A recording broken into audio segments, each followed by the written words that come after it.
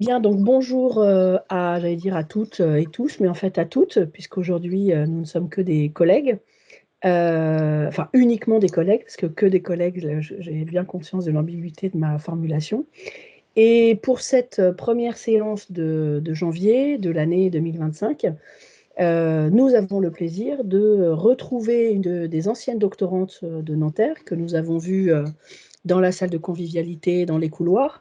Donc c'est la famille. Et donc, c'est Inès Grégory-Valland qui va nous faire une communication. Je vais lui laisser donner son titre, mais comme d'habitude, avec elle, c'est la passion de sa vie, le théâtre espagnol du XXe siècle. Donc, Inès, je te laisse la parole. Bien, bonjour à tous et à toutes. Merci donc à Caroline Lepage pour l'invitation à participer à ce séminaire. Je vous projette à l'écran donc la première slide de mon exposé qui va porter sur les regroupements théâtraux et la mise en scène des classiques en Espagne, continuité et discontinuité des premiers comicos au management numérique. Donc c'est un panorama 15e, 21e siècle. Le volet de l'organisation des groupes ou troupes de théâtre ainsi que la direction d'acteurs reste souvent invisible, entre bambalinas, sauf lorsqu'ils se laissent voir et qu'ils se mettent en scène. Pourtant, les acteurs et leur jeu ont partie liée avec la façon dont ils sont dirigés et le choix des répertoires représentés en dépend également. L'étude à suivre a comme point de départ le constat de la réapparition régulière de formes théâtrales et de représentations de textes hérités des théâtres premiers et des siècles d'or dans le théâtre contemporain. En Espagne, dès 1907, Jacinto Benavente annonçait dans le prologue à de Los Intereses Creados la résurgence de la antigua farsa. Pour ce séminaire, intitulé Continuité et discontinuité, la notion d'intermittence du spectacle, de la farce et du drame apparaît comme une notion intéressante au moment d'aborder la résurgence d'organisations et de répertoires théâtraux anciens sur la période considérée. Aujourd'hui encore, régulièrement, les classiques sont à l'affiche et pas seulement de grandes compagnies des théâtres nationaux. Pour commencer, il conviendra d'identifier les permanences et rémanences des premières organisations théâtrales dans le répertoire contemporain pour en dégager les intentions et en saisir les raisons et la signification à travers sa dimension métathéâtrale. Dans un deuxième temps, il s'agira de questionner l'évolution en matière de structuration des organisations théâtrales pour mieux en comprendre l'importance, en repartant de l'instance clé et charismatique à l'origine de la communauté théâtrale qu'est le metteur en scène au XIXe et XXe siècle, il sera possible d'apprécier les changements advenus et leurs conséquences. Enfin, je prendrai l'exemple du travail réalisé par la compagnie Ron Lala, troupe espagnole contemporaine qui revisite les classiques espagnols, notamment lors du confinement imposé par la Covid-19. Premier point, permanence et rémanence des premières organisations théâtrales dans le répertoire contemporain. Et premier, donc sous chapeau, intermittence de la farce et du théâtre de marionnettes et dans le théâtre à travers le renouveau des entremeses et du théâtre itinérant. Je vais m'intéresser à la production de Federico García Lorca et à celle de Ramón María del Valle Inclán.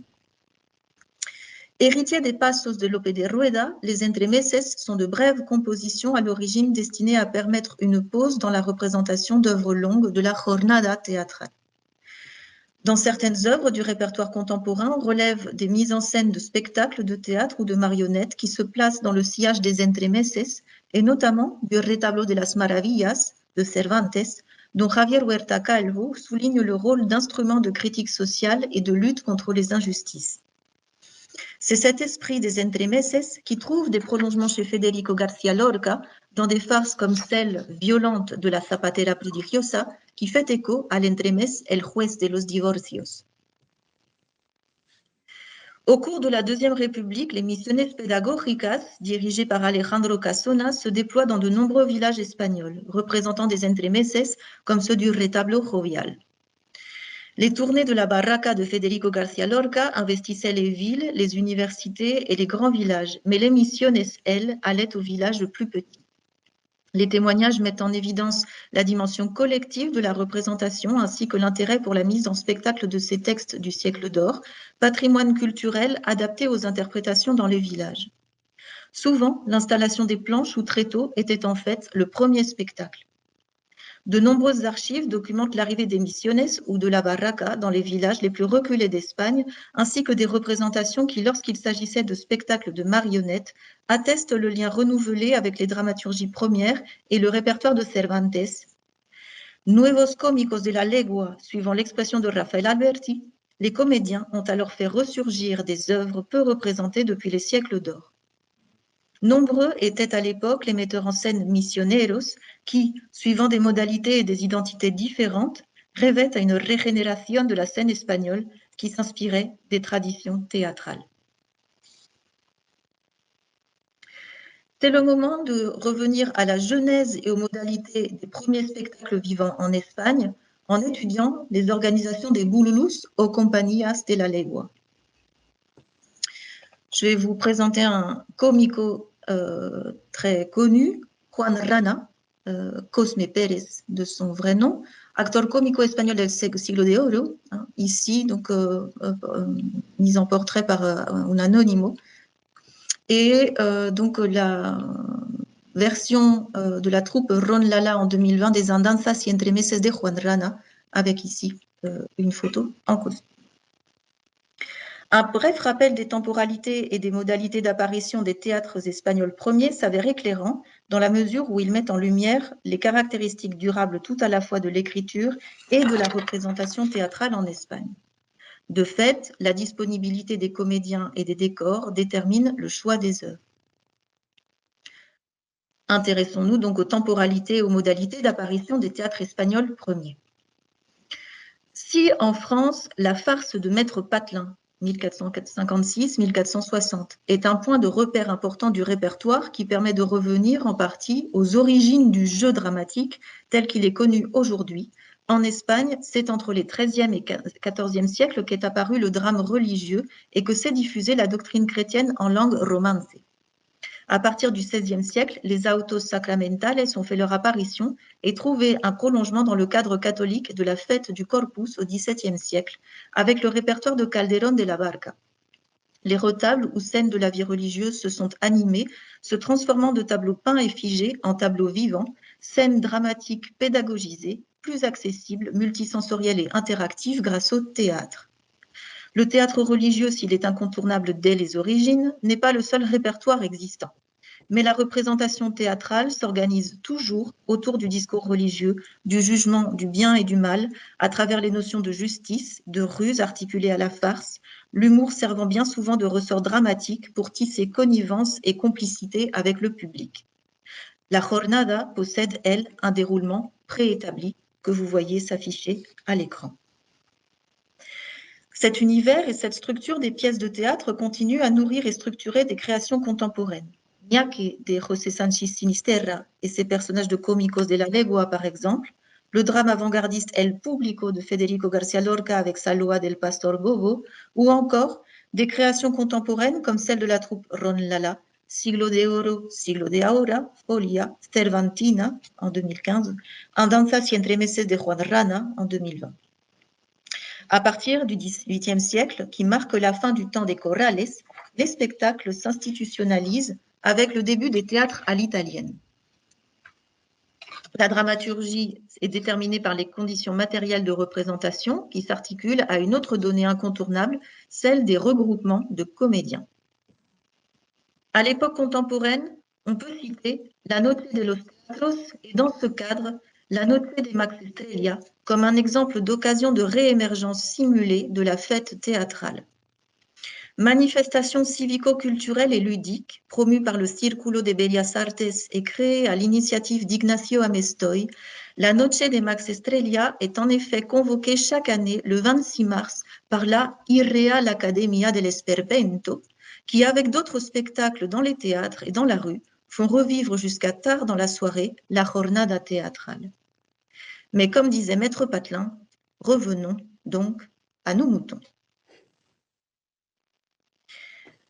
Dans un ouvrage de référence, El viaje entretenido de 1603, Agustín de Rojas présente et détaille les différentes catégories de groupes structurés d'acteurs, les agrupaciones teatrales. L'importance de ces regroupements est indéniable dans la mesure où ils conditionnaient le choix des représentations et leurs modalités. Arrêtons-nous aux regroupements les plus souvent répertoriés et qui s'inscrivent dans une certaine continuité. Le personnage du Bouloulou, homme orchestre d'une certaine façon, a retenu l'attention des dramaturges contemporains.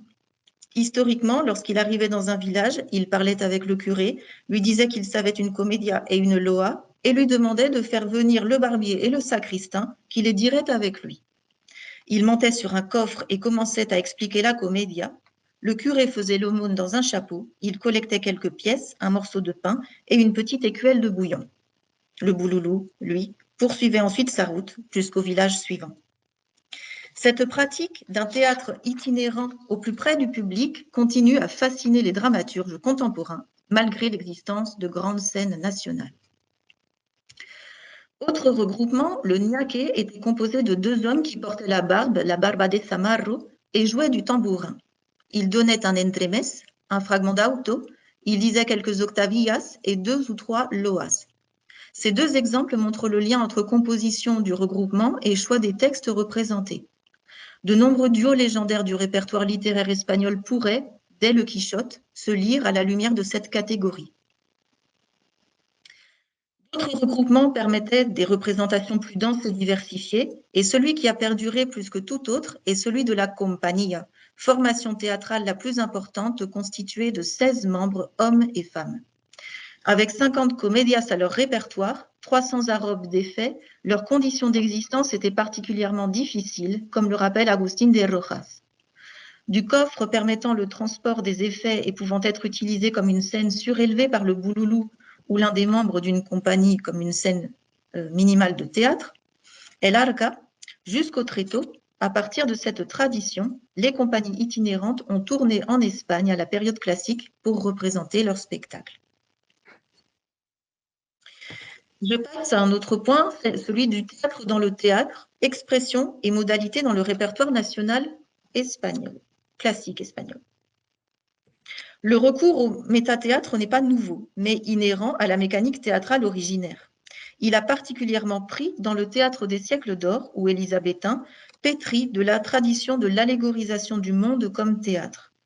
Il est à remarquer que bien souvent dans les œuvres, les marionnettes sont l'occasion du montage d'un retable dans le théâtre, à l'origine du procédé que l'on trouve dans le Retablo de las Maravillas de Cervantes, avec Chirinos et Chanfalia, croqués sous les traits de comédiens charlatans qui se présentent dans un village de Castille avec un théâtre de marionnettes.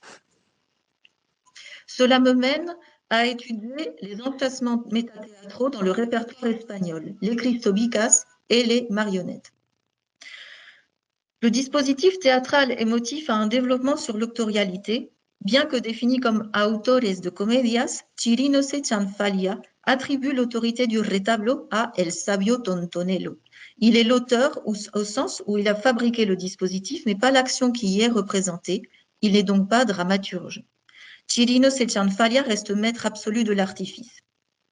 Dans son étude, Florence Dartois explique l'idée que le mal démiurge Tontonello est une entité différente des 2 autores.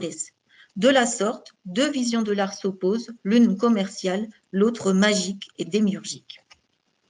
À travers la figure de Tontonello, c'est la question de la reconnaissance de la qualité du travail et de l'autorialité qui est posée. Le prologue accuse les autores d'abuser des dispositifs pour flatter les goûts du public, mais ici, leur art permet néanmoins de démasquer les imposteurs, nouvelle illustration de la critique cervantine du spectacle et du mensonge. L'Endremés de la Cueva de Salamanca réunit lui aussi un bouloulou, un sacristain et un barbier autour d'une légende. Autrefois, le diable habitait dans une grotte qui montrait des malas artes aux étudiants. Le sacristain et le barbier règlent les détails de la représentation théâtrale dans la grotte en question et le lecteur suit les moments qui précèdent le spectacle. L'espace de la grotte ne va pas sans rappeler celui de la caverne investie par les ombres dans l'allégorie proposée par Platon au livre 7 de la République, exemple ancien et inconscient peut-être de théâtre dans le théâtre. Il se prolongera à travers des dramaturgies de l'époque contemporaine, comme celle déjà analysée de Tomás Borràs et des portraits de danseuses, contemplée et décrite depuis le point de vue d'une entité que Monique Martínez-Thomas a appelée le didascal. Ici, le personnage de Pancracio veut entrer pour voir si les diables mangent ou non, et refuse que lui et les autres personnages sortent de chez lui tant qu'ils n'auront pas vu ce qui se passe dans la Cueva de Salamanca. Il s'agit d'un nouvel écho à la thématique de l'illusion scénique et du spectacle comme mensonge, idée sans cesse démontée par Cervantes. Vous avez ici donc une première diapositive d'une affiche qui annonce un spectacle de marionnettes et puis une photo d'archives donc dans la province de La Corogne avec des enfants répartis pour regarder un spectacle de marionnettes autour du retablo. Et version contemporaine, une représentation à l'aire libre à bord de ce qui s'appelait le cachimóvil, la barraca rodante de la pièce pour marionnettes de Ramón del Valle Inclán, La cabeza del dragón, donc prise en 2017. À l'époque contemporaine, des prolongements de ces œuvres se font donc jour. On peut souligner une première étape chez Ramón María del Valle Inclán, où il semble bien que l'avènement de l'esperpento se soit accompagné, voire ait reposé sur, un retour aux formes premières de représentation. Dans Los Cuernos de Don Friolera, le martes de carnaval, un bouloulou et ses cristobitas sous marionnettes de guignol, comme dans la Comedia Bárbara Romance de Lobos, avec le Ciego de Gondar et son Lazarillo Loco, font partie du Dramatis Personae. Sensiblement à la même époque, on retrouve ces mécanismes de mise en abîme dans le Retablo de Maese Pedro de Manuel de Falla en 1923, à partir d'un passage du Quichotte, ou encore dans l'œuvre lorquienne Los Títeres de Cachiporra, Retablo de Don Cristóbal, farce guignolesque en 6 tableaux et une mise en garde. Ces genres théâtraux qui ressurgissent au XXe siècle invitent à interroger leur persistance et leur opérationnalité dans les entreprises de renouveau théâtral. Des ñaques contemporains sont identifiables donc chez Ramón del Valle Inclán, mais aussi par exemple chez José Sánchez Sinisterra. Je vais vous proposer un petit parcours, un petit survol. Max Estrella et Don Latino de Hispalis forment un duo qui n'est pas plein de sa performance car aux prises avec l'esperpento sensoriel ou même la privation d'un sens puisque Max Estrella est aveugle. Le binôme souvent involontaire que constituait au siècle d'or le Lazarillo et son maître prolonge ici en quelque sorte le ñaque avec Max Estrella dans le rôle de l'incomplet boulou tragique.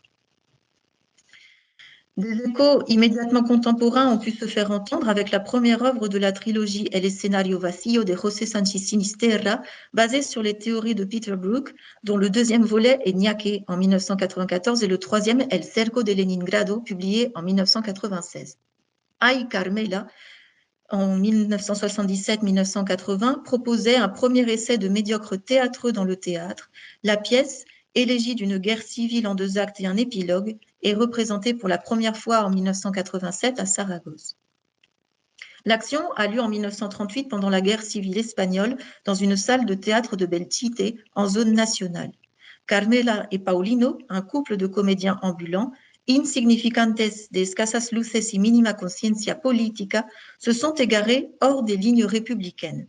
Ils n'aspirent qu'à survivre de leur métier et dans cette situation, ils improvisent une velada artística, patriótica y recreativa pour célébrer devant l'armée victorieuse la libération de Belchite. Ils doivent jouer devant un parterre composé de franquistes, de fascistes et de nazis, assistent aussi à la représentation des brigadistes prisonniers qui seront fusillés le lendemain matin.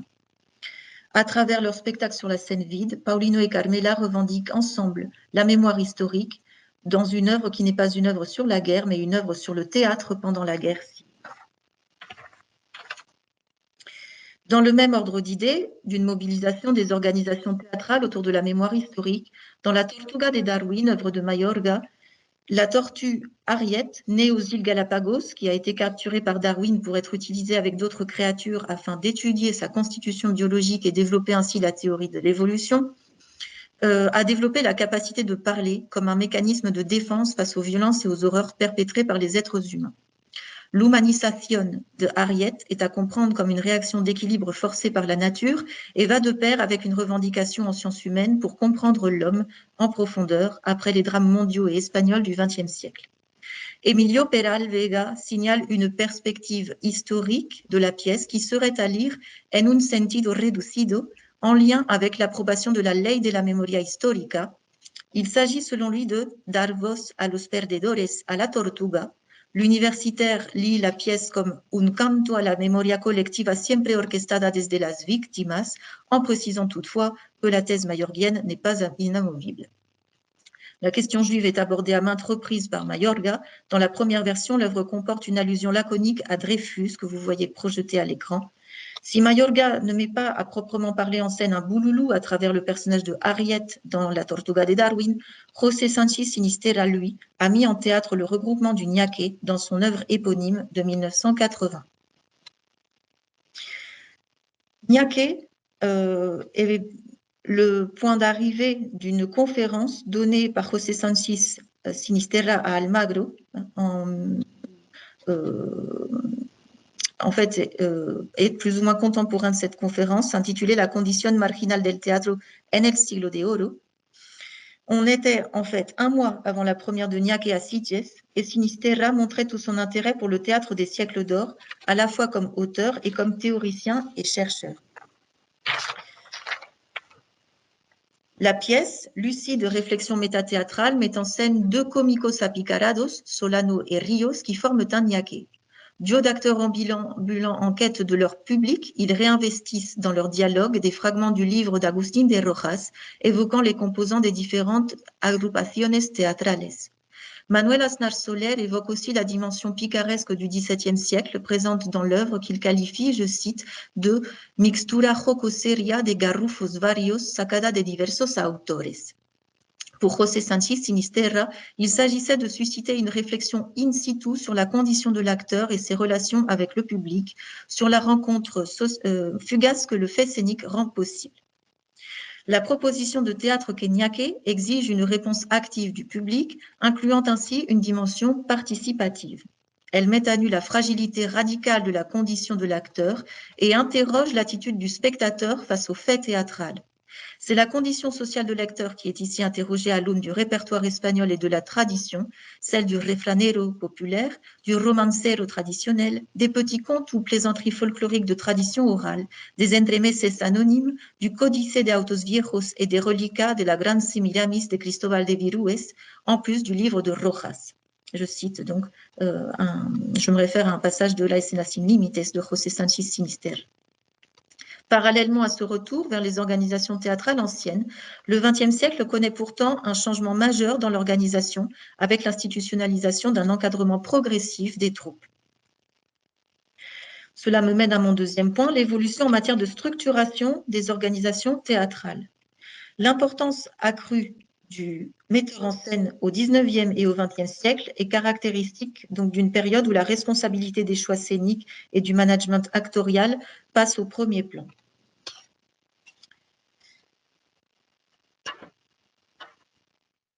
Dans une ambiance générale dégradée et un paysage théâtral surdéterminé par des logiques commerciales allant souvent de pair avec la sélection d'acteurs médiocres, va émerger à la fin du XIXe siècle une instance clé, celle du metteur en scène, qui va connaître par la suite un essor considérable donnant matière à diverses théorisations ponctuelles d'hommes de théâtre.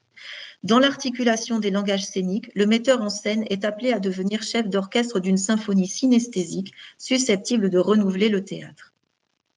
Plusieurs courants, écoles ou compagnies se constituent dans le premier tiers du XXe siècle qui reflètent alors les différentes sensibilités qui oscillent entre une forme de radicalité et de compromis autour des avant-gardes. Exemple emblématique dans le contexte d'émergence du metteur en scène, comme entité théâtrale ou même métathéâtrale et totalisante au début du XXe siècle, le projet de Federico García Lorca, La Barraca, avait pour ambition de redonner au théâtre la dimension festive perdue au fil des siècles pour l'emmener à nouveau vers l'action et le mouvement. Dans ce contexte, la figure de Cipriano de Rivas Cherif s'avère incontournable. Comme le font remarquer Juan Aguilera Sastre et Manuel Aznar Soler, si en tant que metteur en scène, Rivas Cherif n'a rien apporté de nouveau, il n'en a pas moins réussi à implanter dans le théâtre espagnol une pratique de la direction scénique et de l'organisation théâtrale qui s'était déjà imposée dans le meilleur théâtre européen du moment, alors qu'en Espagne, il continuait d'être un élément aussi exceptionnel qu'insolite. À travers ses livrets pour ballet, mais aussi ses articles sur la pantomime et les bailetes, Cipriano de Rivas Cherif a largement contribué au renouveau de la pratique de la mise en scène. Il défend l'idée que le théâtre national doit prendre appui sur et s'enraciner dans une école, dans la formation de tous les professionnels du théâtre et apporter une réponse à la réalité sociale, culturelle et politique de l'Espagne républicaine. Il s'agit de construire une école qui informe la production d'œuvres de théâtre. Pour cela, il faut préparer de bons acteurs et nous allons étudier les projets d'école à Madrid de Cipriano de Rivas Cherif.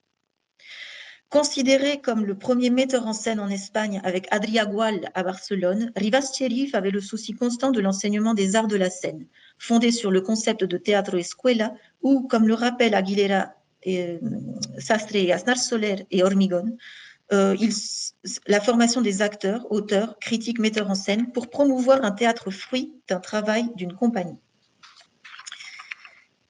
L'année 1926 est décisive dans sa trajectoire d'homme de théâtre, avec des expériences théâtrales à partir de petits groupes, El Teatro de Cámara, El Cántaro Roto, avec Valle Inclán, sa compagnie de théâtre, El Mirlo Blanco, le premier théâtre de poche, El Caracol. Quelques années plus tard, en 1930, il fonde la Compañía Clásica de Arte Moderno avec Isabel Barrón. Pour Cipriano de Rivas Cherif, la consolidation de la figure du metteur en scène en Espagne était décisive pour le renouveau de la scène. Il considérait que le rôle primordial donné au metteur en scène reléguait au deuxième plan les vedettes qui jusqu'alors faisaient la pluie et le beau temps sur scène, premier acteur, dramaturge et scénographe. Cette préoccupation de disposer d'un théâtre à leur mesure a caractérisé aussi les dramaturges qui ont eu à cœur de fabriquer leur outil, à savoir un théâtre qui leur corresponde parfaitement. L'exemple contemporain parmi les plus aboutis à la fin du XXe siècle est peut-être celui de José Sánchez Sinisterra, qui en 1977 a créé le Teatro Fronterizo. Il défend une culture à la périphérie des sciences et des arts, exploratrice des zones de rencontre entre deux champs qui jusqu'alors s'ignoraient mutuellement. Je me base sur l'édition de Manuel Aznar Soler. Refaire du nouveau avec de l'ancien passait alors par une volonté de revisitation d'une tradition théâtrale ancienne. Tandis que les auteurs de théâtre tentent de recréer des mondes à leur mesure, depuis la fin du XXe siècle, on assiste à une forme de contestation du metteur en scène et les acteurs cherchent à se situer dans des dynamiques libérées d'un management théâtral jugé trop oppressant. C'est sans doute une partie de l'explication de la multiplication de compagnies autogérées. On peut s'interroger sur le fonctionnement du collectif, comme le fait José Luis Alonso de Santos dans le cas d'une troupe comme Els Joglars. Selon lui, une troupe comme la leur, de théâtre indépendant espagnol, s'organisait en cumulant et en se répartissant les tâches, tareas de actor, director, autor, técnico, tramoyista, promotor, escenógrafo, chofer, mozo de carga, y todas y cada una de las 1000 actividades que implica el montaje de un espectáculo, desde el momento de su concepción hasta el de su representación. Une compagnie peut être structurée ou managée en partie, comme ce fut le cas de Ron Lala, par une petite entreprise qui est venue vers eux, celle d'Emilia Yagüe. Mais les membres de la troupe ont souhaité préserver leur gestion en interne pour que, libérés du metteur en scène, ils ne retombent pas sous la coupe d'une gestionnaire. C'est à cette troupe et à ses choix que je vais m'intéresser maintenant. Continuité de la dimension métathéâtrale des organisations contemporaines à travers l'exemple de la troupe Ron Lala. Ron Lala est un exemple de compagnie privée composée de 7 personnes qui se gèrent en autonomie. Depuis 2005, ils reçoivent l'appui de gestion d'Emilia Yagüe, mais tout ce qui a trait à la logistique, par exemple, dépend de chaque comunidad autonoma, de chaque ville et en général de chaque compagnie. La compagnie Ron Lala, entre autres créations, a revisité les classiques espagnols. Et donc, au nombre de 7, il s'agirait donc d'une quasi-garnata. Donc ici, vous avez la lithographie dans le livre d'Agustín de Rojas, El viaje entretenido, qui s'affiche à l'écran. Ce regroupement d'acteurs, composé de 5 ou 6 hommes et d'une femme, qui jouait la première et d'un jeune homme la deuxième dame, et qui savait dire des comedias, des autos et des entremeses. Dans le cas de Ron Lala, le 4x4 a remplacé la mule que les comédiens ornaient et qui transportait la femme et le coffre. Fondée en 1996, la troupe recherche de nouveaux formats scéniques. Ils ont aussi créé en 2001 le cabaret de títeres Los Titirinotas et la même année, Yayo Cáceres, acteur dans la troupe, en est devenu director, metteur en scène. Le grand saut dans le monde professionnel se produit à partir du montage de Mi Misterio del Interior en 2005, finaliste du Premio de Teatro Maite et fruit de la rencontre avec Emilia Yagüe qui devient coproductrice, distributrice et manager de la troupe avec les réserves dont j'ai parlé précédemment. Leur ligne et identité bien définie, le lalaïsmo, ne font qu'un lointain clin d'œil au mouvement Dada, se concentrant sur l'art vivant compris comme fusion des disciplines, poésie, musique et théâtre, renouant ainsi avec l'idée du premier théâtre espagnol comme, je cite Juan Olesa, entrecruzamiento dialéctico de prácticas escénicas diferenciadas. L'histoire de la compagnie a commencé avec l'interprétation et la mise en scène de petits entremeses et de spectacles. Álvaro Tato, membre de la troupe, explique le choix qui est le leur de puiser chez Cervantes et Juan Rana pour leur création et répertoire récent. Il évoque tout un travail autour du personnage du bouffon qui dit la vérité, le type bobo, du sot ou du folle, qui avait un immense protagonisme dans des époques théâtrales déjà lointaines. Dans les corrales de comedias, représenter Juan Rana et Don Quijote de la Mancha, s'était proposé des spectacles qui permettaient d'éclairer l'époque contemporaine avec un humour léger, sans frontières et en couleur, à la faveur de revisitations de genres mineurs ou géneros chicos du théâtre espagnol, mis en valeur dans Siglo de Oro, Siglo de Ahora, ou encore dans Cervantina, parodie de la société actuelle. Il dit combien le théâtre dans le théâtre et la dimension spéculaire du théâtre baroque offrent un réservoir important de pièces merveilleuses à adapter pour la scène et qui ont aussi contraint les hommes et femmes de théâtre à des alternatives en intégrant les limites à la distanciation, liées à la distanciation. Les expériences font écho à différentes références, El Oficio Verdadero de Lope de Vega, El Gran Teatro del Mundo de Calderón de la Barca, Le Retablo de las Maravillas de Cervantes, Hamlet ou encore Le Songe d'une nuit d'été de Shakespeare avec les artisans qui représentent Pyrame et Thisbé devant le duc d'Athènes. Interrogée, la compagnie Ron Lala fait part de l'expérience déconcertante récente d'une gestion artistique distancielle et de l'impasse d'un management théâtral numérique.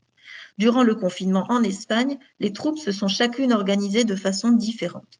Les spectacles de Juan Rana étaient sur le point de se terminer et les gestions connexes ont amené la troupe à mesurer la nécessité sociale, humaine, politique des arts vivants. Le mot qui revient de façon très récurrente dans le témoignage d'Álvaro Tato sur cette période est la notion d'urgence. L'expression artistique, explique-t-il, est une consolation lorsque, dans une situation littéralement comprise de déconcertation, donc la détresse se substitue au projet. Il fallait chercher d'autres manières de faire vivre l'art théâtral en lien avec le public. C'est dans ce cadre que sont nés les aperitivos musicales, avec des sessions enregistrées individuellement à la maison avant d'être assemblées pour publipostage de capsules musicales en ligne. Je vais essayer de vous en passer un extrait. El blues por décimas del regreso de Juan Rana. Come on, boys.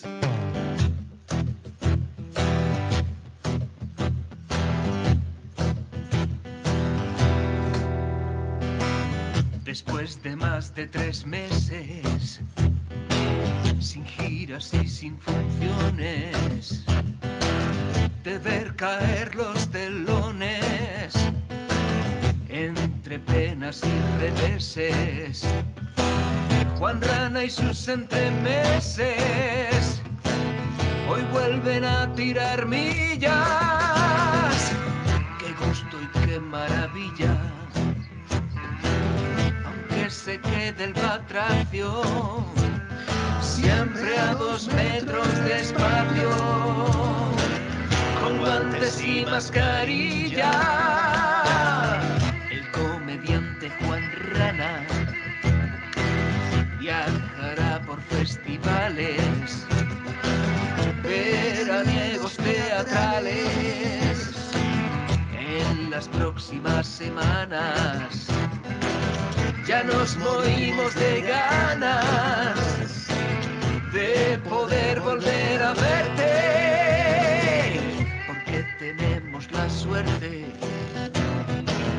de ir al Festival de Almagro, aunque parezca un milagro que nos salvemos del ERTE.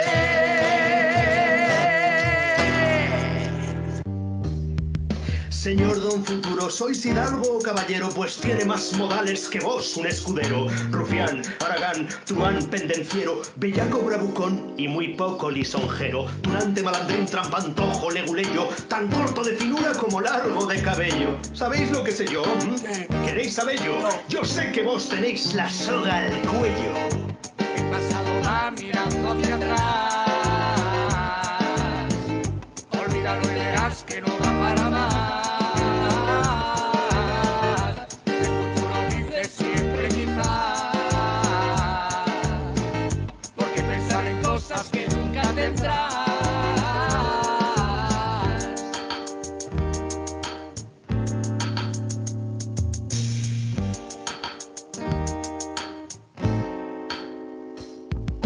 Pasado, se te ve el truco, aquí huele a caduco, anda y vete a Pernambuco. Mis rimas son misiles y las tuyas trabucos, relojes digitales contra viejos pericos, pero truco. ¿Cómo nos engañas con tus burdas patrañas? Con los toros de tu calaña tengo más fuerza que maña. Por eso te di más caña que cañas bebía el rey de España. Repites como un loro envasado de alpiste. Si el mundo fuera un culo, vos seríais un quiste. Solo eres un triste. Solo sois un chiste. Te crees que eres el tiempo, pero no existes. El pasado va mirando hacia atrás. Olvídalo y verás que no da para más. El futuro dice siempre quizás, porque pensar en cosas que nunca tendrás.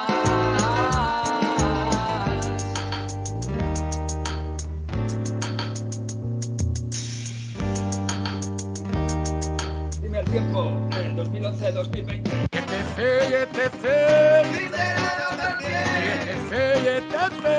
Liderado también. Tu buen poco, el hidalgo, tu buen poco, morir cuerdo y vivir loco. ETC, ETC, Liderado también. ETC, ETC, Liderado también. ETC, ETC, Liderado también. ETC, ETC.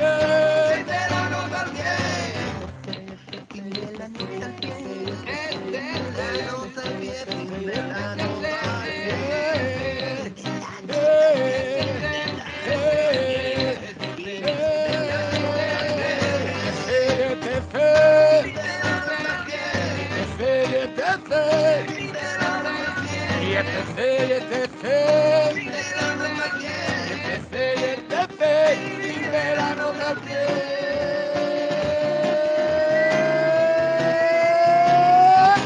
Fin de la nota al pie.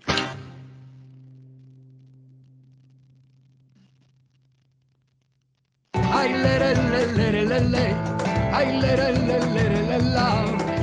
No sé qué tienen los ojos, gitana, no es que me importe, pero cuando tú me miras, se derrite el polo norte, con tu mano blandecida y tu abrigo de lunares, que tú eres la reina prima de todos los esquimales. Ay, lere, lere, lere, ay, lere, lere, lere, la, ay, lere, lere, lere, ay, lere, lere, lere, la. La découverte des modalités spectaculaires créatrices numériques s'est faite, de fait, par la force des choses et dans un cadre sanitaire collectivement suivi. La compagnie a appris à résoudre des problèmes plus rapidement du fait de la contrainte des écrans et les ronlaleros se sont managés seuls et librement dans les limites imposées par ce moment inédit, avec toutefois l'appui de gestion des médias Yahweh. Dans le cas de Ron Lala, un spectacle tourne pendant des semaines et des mois et la flexibilité est nécessaire. Le nombre de spectacles était bien plus important avant la pandémie et les modalités évidemment différentes. La troupe travaille avec un diseñador, un photographe en charge de la promotion audiovisuelle et dans le contexte du confinement, c'est lui qui s'est chargé de réaliser les capsules Ron Lala Te Toca.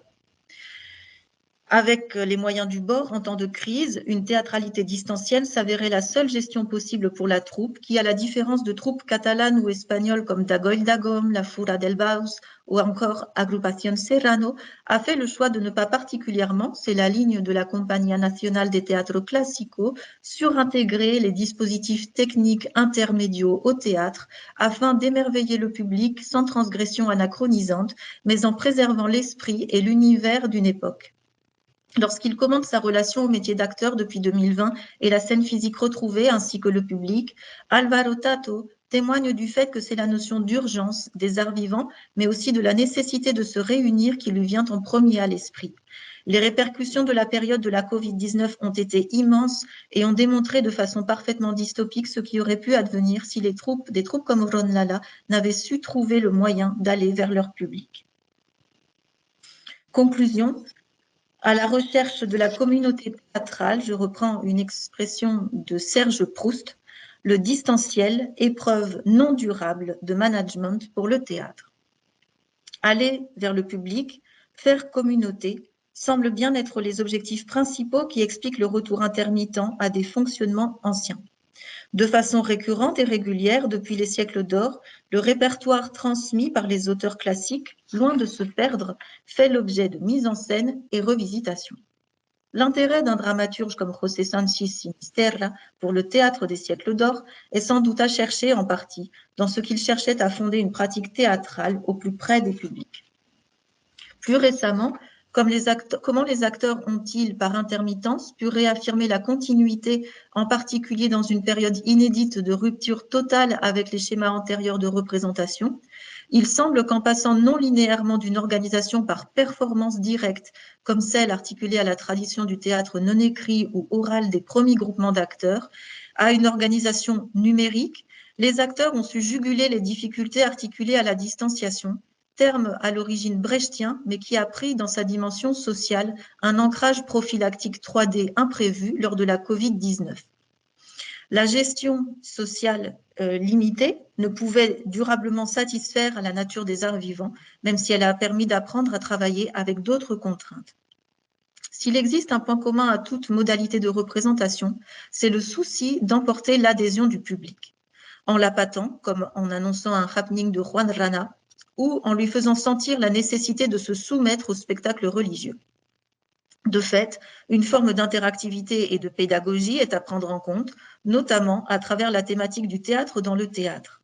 La perspective d'une étude d'une gestion numérique des troupes, qui tangente les Digital Humanities, pourra amener à interroger le rôle des spectateurs et la réception du répertoire national par le public en articulation avec l'intégration des nouvelles technologies et de dispositifs technologiques au théâtre. C'est l'inscription identitaire au groupe et le même sentiment d'appartenir à une vaste dynamique culturelle qui, au même titre que l'intermittence, notion située à la croisée entre continuité et discontinuité caractéristique du métier d'acteur, structure une quête artistique qui ne peut se comprendre sans interaction avec le public. L'organisation des spectacles de théâtre et des identités culturelles aux prises avec la question du management théâtral ont été mises à l'épreuve sur le climax d'une théâtralité distancielle lors de la crise du Covid-19. Elle a pu rendre nécessaire la prise de conscience d'autres organisations possibles et de l'urgent besoin de refaire communauté. Je vous remercie. Merci à toi Inès pour ce parcours théâtral de plusieurs siècles en nous montrant bien les continuités entre... Ah, tu vois, tu reçois des bravos. En nous montrant bien les continuités, en particulier autour de ces différentes formes classiques du théâtre espagnol. Donc merci encore Inès, c'était super. Moi j'ai plein de questions, mais comme d'habitude, je vais d'abord laisser les autres prendre la parole. Alors, je ne sais pas, les spécialistes de la littérature espagnole qu'il y a dans la salle virtuelle, je suppose que vous avez dit « Ah, mon Lorca! Oh, mon 19e siècle !» Donc, Lina et Sylvie, peut-être que vous voulez prendre la parole en premier. Merci beaucoup Inès, parce que c'était vraiment très très intéressant et une prouesse quand même, hein, parce que tu as balayé plusieurs siècles. Alors moi, ça m'a fait... Bon, évidemment, j'ai eu des échos comme ça, ce que je veux dire est très banal. Première chose, c'est quand tu as souligné justement le théâtre comme matériel pédagogique pour transmettre une idéologie en général. Tout de suite, ça m'a fait penser au mélodrame du 19e siècle qui permettent justement, en partie, alors là, cette fois-ci en France, avec les mélodrames de Pixérecourt, qui justement permettent de dire au public, enfin de rappeler au public le bien et le mal dans un moment où l'Église justement est un peu mise à l'index. Donc c'est une sorte de laïcisation, je dirais, de la morale grâce au mélodrame. Dans le mélodrame au départ, le méchant est toujours puni et la pauvre innocente est toujours reconnue et connaît un avenir merveilleux. Autre chose à laquelle ça m'a fait penser aussi, c'est alors un cas particulier qui est en Espagne cette fois-ci, avec Rosario de Acuña, qui est particulièrement intéressante parce que c'est à la fois, et je pensais en particulier à sa pièce El Padre Juan, parce que c'est à la fois, donc une pièce qui date de 1891, c'est à la fois une dramaturge quand elle écrit, mais étant donné que c'est un brûlot pour l'époque, elle crée sa compagnie, elle participe, elle est metteur en scène, et ça, elle le fait dans les pièces qui précèdent, et ça, c'est assez rare. Elle loue le théâtre, elle participe à la confection des costumes, elle y met sa fortune personnelle, ça va lui coûter très cher d'ailleurs. Donc je trouve que c'est très intéressant parce que autre chose qui est très intéressante aussi, c'est que non seulement on a le texte de la pièce, mais à côté on a un livret de direction d'acteurs.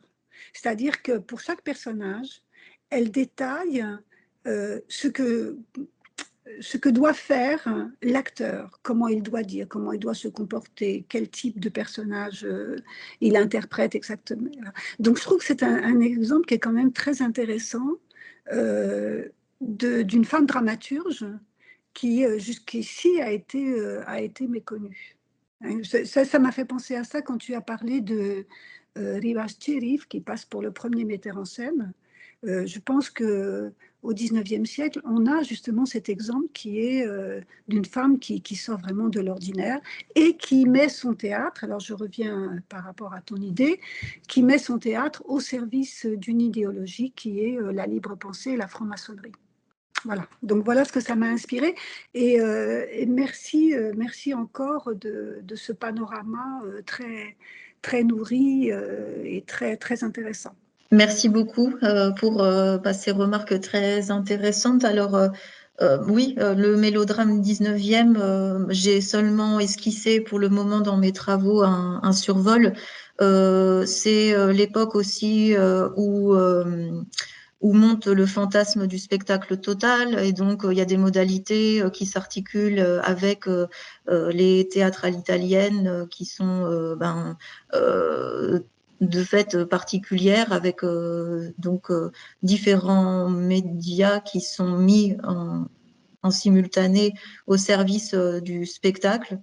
Là, du coup, le bien et le mal, c'est vrai que c'est une période où on est dans l'exaltation inspirée de Wagner encore, hein, mais on n'a pas encore connu les atrocités du XXe. Après, en ce qui concerne une dramaturge comme Rosario de Acuña, donc je découvre, et merci de cette référence, c'est très intéressant. Tout ce qui est cahier de metteur en scène, de toute façon, c'est passionnant pour pouvoir mieux comprendre comment un dramaturge travaille ou souhaite diriger ses acteurs. J'ai pu, moi, en consulter un sur Juerga, qui est un petit chotis revisité par Thomas Borras dans son ouvrage Tam Tam de 1931. Et c'est vrai que là, c'est une toute autre perspective, hein.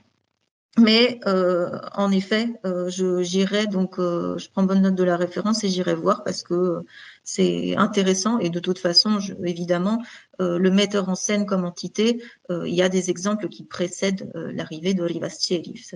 Il y a une chose, je pense, qui serait à travailler aussi, parce que c'est dans ma ligne de recherche, mais ça serait d'étudier les femmes dramaturges espagnoles, parce qu'il y a eu beaucoup de femmes qui ont écrit, mais elles sont très peu étudiées. Donc je pense que ça pourrait être aussi intéressant pour toi. Et je pensais là récemment, c'est une découverte très récente que j'ai faite, notamment en France, George Sand. Alors, George Sand, dont on connaît évidemment les romans, mais apparemment, elle a écrit énormément de pièces de théâtre qui ont très bien marché. Et il y a une dimension aussi qui est intéressante, c'est que pourquoi est-ce que les écrivains, disons de romans, etc., écrivaient aussi des pièces de théâtre? Parce que ça leur apportait beaucoup d'argent. Donc il y a une dimension aussi, je pense, à travailler de ce point de vue-là. On va Inès, voilà, avec un projet là. C'est intéressant. Disons que je crois que quelqu'un comme Emmanuel Garnier a dû pas mal étudier les femmes dramaturges, cette question-là. Après, effectivement, tout ce qui est le travail du dramaturge qui vend ses pièces pour espérer les voir représentées, il y a ça avec les Cervantes et ses Ocho Comedias. Il y a chez Shakespeare les mêmes problématiques à la même époque. Et puis, c'est vrai qu'après, c'est la question du degré en fait d'inclusion ou presque de paratopie du dramaturge, disons, par rapport à son œuvre. Il y a, comme c'est le cas de Ron Lala, des metteurs en scène qui sont des membres actifs de troupes et qui des fois jouent dans les spectacles. Donc c'est aussi intéressant, mais là aussi, oui, cette question-là, elle est à prendre en compte, en effet. Oui. Bon, alors je pose mes questions. Alors moi, j'en ai une première qui est purement je voudrais... Alors, peut-être tu l'as dit, auquel cas, je m'excuse, hein. Ou alors, c'est vraiment une ignorance crasse, et à ce moment-là, j'assume. D'où vient le mot que je trouve adorable de bouloulou? Voilà, d'où émerge ce mot. Alors, si tu veux, je te pose mes questions en bloc et puis tu répondras. Oui, ouais. Donc, un, bouloulou. Deuxièmement, j'aimerais bien que... alors, on comprend l'affiliation, le pourquoi de ces récupérations, de ces continuités avec le théâtre. Alors, je vais avoir probablement pas le jargon qu'il faut pour toi, hein, mais bon, le théâtre spontané, le théâtre itinérant, le théâtre populaire, bon, on comprend bien pourquoi ça peut plaire à des artistes du XXe siècle et a fortiori du XXe siècle. Je suppose que régulièrement, tu fais le parallèle avec la performance, etc., etc. Mais j'aimerais bien que tu prennes de manière plus détaillée un exemple où tu nous expliques la reprise.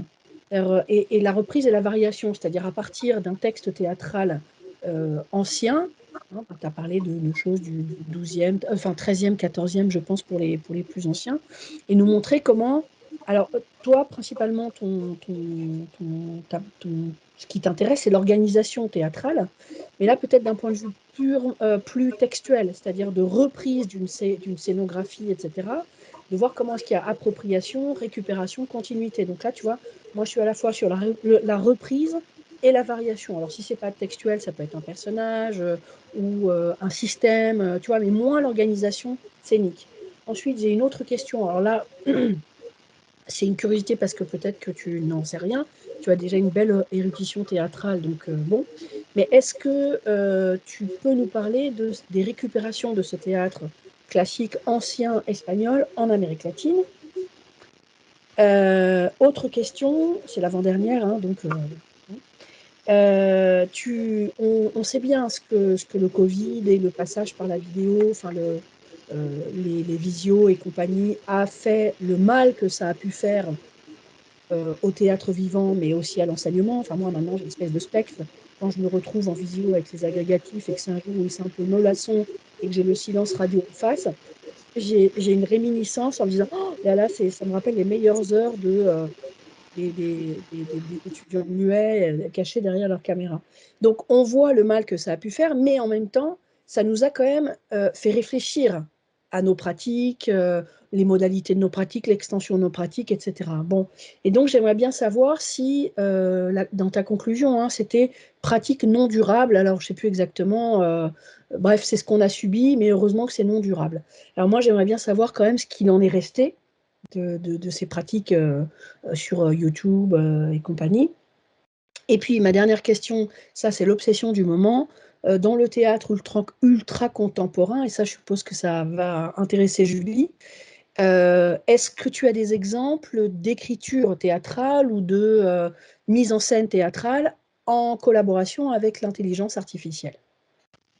Bien, ben, merci pour ces questions qui sont très intéressantes et qui effectivement vont permettre de pouvoir compléter un peu le panorama. Alors, Bouloulou, il me semble que c'est un mot onomatopée, hein, donc qui fait référence à l'image sonore presque de l'homme orchestre qui arrive dans le village. Et donc, il y a une expression, armarse el Bouloulou, c'est en fait quand quelque chose part en désordre, quoi, quand quelque chose devient dysfonctionnel. Donc c'est armar el Bouloulou avec une idée donc d'estrépito, un peu d'estruendo, de bruit. Alors en l'occurrence là, pour le Bouloulou, c'est annonciateur de son spectacle dans les villages. Pour ce qui est de la question donc, du théâtre spontané et de l'exemple de reprise dans le répertoire contemporain, j'ai à l'esprit, outre la référence de Ríos et Solano dans Niaque, donc de José Sánchez Sinisterra, puisque là, c'est visiblement une entreprise de tentative de récupération de regroupements anciens, quelque chose qui m'est apparu comme aussi intéressant à voir sous cet angle-là, à savoir Max Estrella et Don Latino de Hispalis, qui sont pas, donc c'est dans Luces de Bohemia de Ramón María del Valle Inclán. C'est a priori, ils sont jamais désignés comme un niaque, tous les deux, comme un binôme théâtral, et pourtant, on pourrait juger que leur déambulation et leur parcours, en fait, qui d'ailleurs semble reproduire un espèce de via crucis calé sur des stations christiques, est quelque chose qui peut faire écho à une forme de dimension métathéâtrale. Et donc, on pourrait voir ce niaque fabriqué par Ramón del Valle Inclán comme un exemple donc, de reprise au XXe siècle.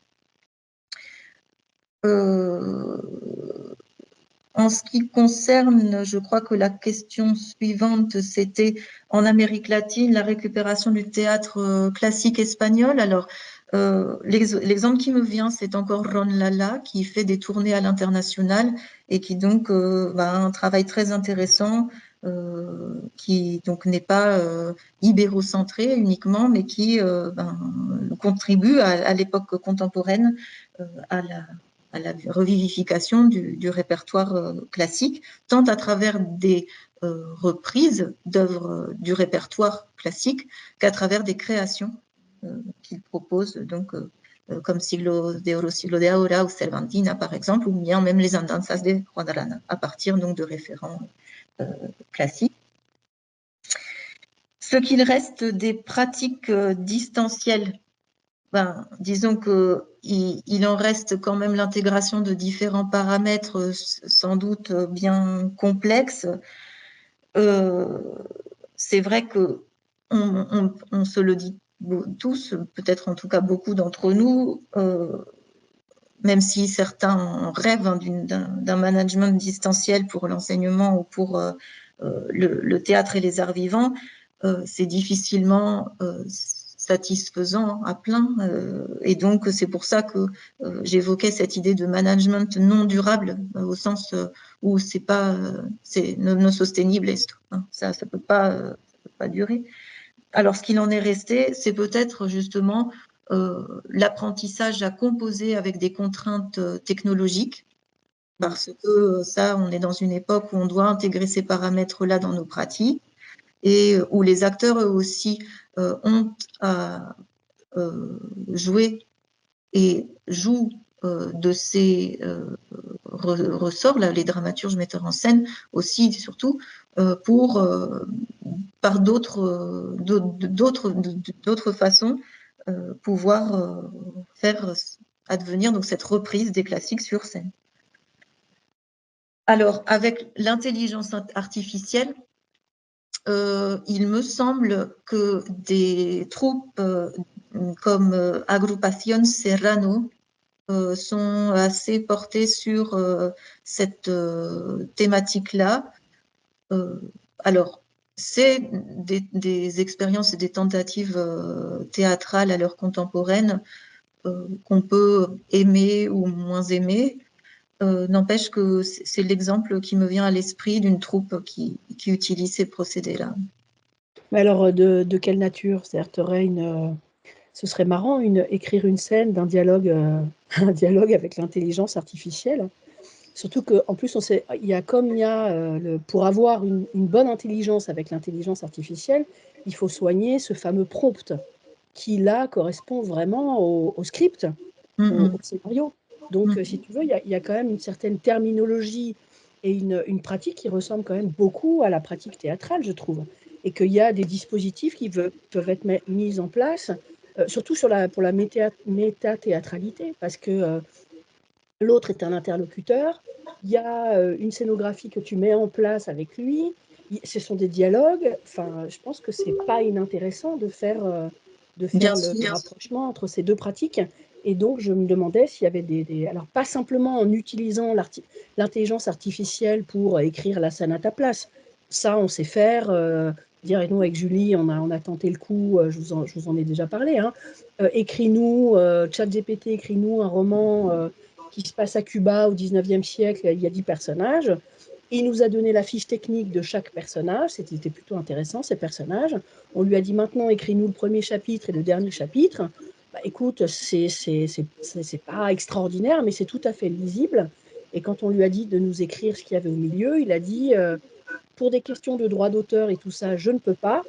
Mais si tu me poses des questions, je te dirai le contenu du chapitre 2, du chapitre 3, etc. Donc, au-delà de faire écrire le texte par quelqu'un d'autre, en tout cas se faire aider par un assistant, moi, ce qui m'intéressait, c'était s'il y avait une réflexion un peu théorique en termes de pratique, tu vois, de pratique du rapport avec l'IA et du pratique de l'écriture théâtrale. Alors, exemple théorique hyper contemporain, là, c'est vrai que je n'ai pas creusé la question. En revanche, oui, alors il faudrait voir et entendre pour cela hein, le rôle de l'intelligence artificielle. Mais je pense à une œuvre contemporaine, hyper contemporaine, d'Ernesto Caballero, qui est donc l'Autora de las Meninas, qui peut-être peut proposer des pistes pour réfléchir à cette thématique-là. Bon, et sache, parce que si tu veux faire des tests, que moi, je lui ai donné les PDF à l'intelligence artificielle de contes et légendes de ma région. Voilà, je lui en ai donné une quinzaine, une vingtaine. Et puis à la fin, je lui ai dit, écris-m'en une dont le thème serait ça. Et alors lui, il y a une telle imprégnation lexicale, syntaxique, etc., qu'il est capable de t'écrire des choses. Alors plus, moi, il se trouve que j'avais pas le temps, c'était juste un petit test, donc je lui en ai donné une dizaine, quinzaine. Mais si je lui avais donné un PDF avec 600 contes et légendes de ma région, là, il avait vraiment tout un champ pour pouvoir acquérir, pour faire son travail de production mimétique, quoi. Donc, je me demande si ça peut, tu vois, tu es dans la reprise, parce que là, tu aurais une espèce de point extrême de la reprise, en fait. C'est les différentes réécritures depuis la publication originale jusqu'à une écriture, et tu verrais, c'est vraiment très réussi. Et justement, c'est-à-dire que là, dans cette réussite qui est purement artificielle, ça te permet de t'interroger sur les modalités, l'extension de ces reprises au cours des siècles qui supposément ne sont pas artificielles. Tu vois ce que je veux dire? Oui. Voilà, moi, j'y reviens toujours. Moi, ce qui m'intéresse dans l'intelligence artificielle, c'est moins de contempler et de se moquer de l'artificialité de cette intelligence que par un effet boomerang, dans quelle mesure ça nous interroge sur l'artificialité de nos intelligences à nous. C'est-à-dire comment est-ce qu'alors qu'on a l'impression produire des contenus, en fait on se contente de les reproduire, de les répéter comme des perroquets. Voilà, donc il me semble qu'en termes de reprise, ce point extrême interroge sur les modalités des reprises antérieures. Bref, c'est une piste comme une autre. Hein. Ah oui, mais c'est intéressant. Après, c'est vrai qu'en tant que créature théâtrale, on se sent petit des fois quand on pense à cette thématique. Et en même temps, n'oublie pas que c'est toi qui fais le prompt. C'est comme Léonard, il n'avait pas ses projets, puis c'est lui qui prenait son petit pinceau et qui faisait les partout. Hein. Enfin, je veux dire, il disait voilà, on va faire tel truc, machin, fait telle chose. Après tout, c'est jamais qu'un exécutant et on revient à une conception de l'art qui est conception-exécution. Et c'est pas parce qu'après on a supposé toutes ces choses-là, superposé toutes ces choses-là, qu'elles ne peuvent pas être dissociées à un moment ou à un autre. Et moi, enfin, tu sais, j'en discutais l'autre fois avec les étudiants, une intelligence artificielle bien utilisée, ça fait un chercheur augmenté, mais une intelligence artificielle mal utilisée, ça fait un chercheur diminué. Donc, on n'est pas tous égaux devant l'intelligence artificielle et ça s'apprend. Donc, si ça s'apprend, ça veut dire que c'est aussi une appropriation d'un outil comme un autre, comme ton ordi, comme etc. quoi. Donc, plutôt que d'avoir peur et de se dire « oh là là, c'est le diable et tout voilà. », c'est un outil de plus du créateur. Et je pense que là, s'il y a bien un genre qui s'y prête, c'est le théâtre. Bon. Est-ce que quelqu'un d'autre a une question ou une remarque? Alors, Marie, vas-y. Oui, bonjour. Je vois si je peux mettre la caméra. Bonjour. Merci beaucoup Inès pour ta présentation. Moi aussi, je me suis interrogée sur le bouloulou, d'où ça pouvait bien venir. Et justement, par rapport au nom, comme ça, alors c'est vraiment une question de détail, mais je me demandais pourquoi la compagnie s'appelle Ronlala. Et est-ce que là aussi il y a un jeu avec l'onomatopée? Est-ce qu'il y a un quelconque rapport avec le rhum? Enfin bref, voilà, ça m'interrogeait. Alors, merci pour cette question. Et donc, il se trouve que j'ai la réponse. J'avais interviewé donc la compagnie, la troupe Ronlala fin 2024. Et donc, ça fait partie des questions que je leur ai posées. Création poétique, donc, qui s'enracine dans la micro-histoire de l'un des membres fondateurs, Alvaro Tato, et qui avait donc appelé à la rescousse l'un de ses acolytes pour réciter des poèmes dans un récital poétique à Madrid, en étant accompagné à la guitare. Le lalaïsmo, dont j'ai parlé un peu tout à l'heure, leur est vite apparu comme une expression adéquate et qui exprime la nécessité d'une réaction optimiste face à la vie, articulée à celle d'un registre parodique. Et c'est pour ça que, effectivement, Ronlala, ça renvoie à donc, la bebida de los piratas de la alegría, dit-il, autour de cócteles poético-musicales dont la genèse remonte à ses meilleurs moments partagés là. Ok. Ah oui, merci beaucoup. Ouais, c'est intéressant de voir comment ils en sont venus là. Merci Marie. Une autre question? Oui, Lina, vas-y. Alors, c'est une question, disons, c'est plus une remarque, hein, et ça concerne le théâtre en France, mais du coup, par rapport à certaines choses que tu avais pu dire, Inès, ça m'a fait penser à ça. Il y a eu comme une espèce de vague ou de phénomène en France, dans le théâtre, les 10 dernières années, où en fait, au lieu de représenter Phèdre, le Cid, voilà, du répertoire classique français ou étranger, je pense à Shakespeare, on a eu une série de pièces en fait où il y avait un titre un nouveau titre, et en dessous il y avait écrit d'après Phèdre, voilà, de telle personne, tel auteur, et il y en a eu beaucoup. Alors bon, je n'en ai pas vu comme ça, mais je me suis interrogée à ce moment-là sur le pourquoi en fait de cette présentation de ces pièces qui sont dans notre thématique de rupture et continuité. Justement, quel est le sens de cette présentation? Toute œuvre, de toute façon, est influencée, nourrie par les œuvres précédentes. Un roman peut être une réécriture de Madame Bovary. Donc, on peut avoir des variations, des variantes. Bon, mais au lieu de, je dirais, créer une nouvelle pièce carrément et sans dire dans la préface, peut-être dire tout simplement, oui, il y a des échos de Phèdre, mais là, toujours cette façon de présenter m'a toujours surprise et je me suis toujours interrogée sur le sens de cette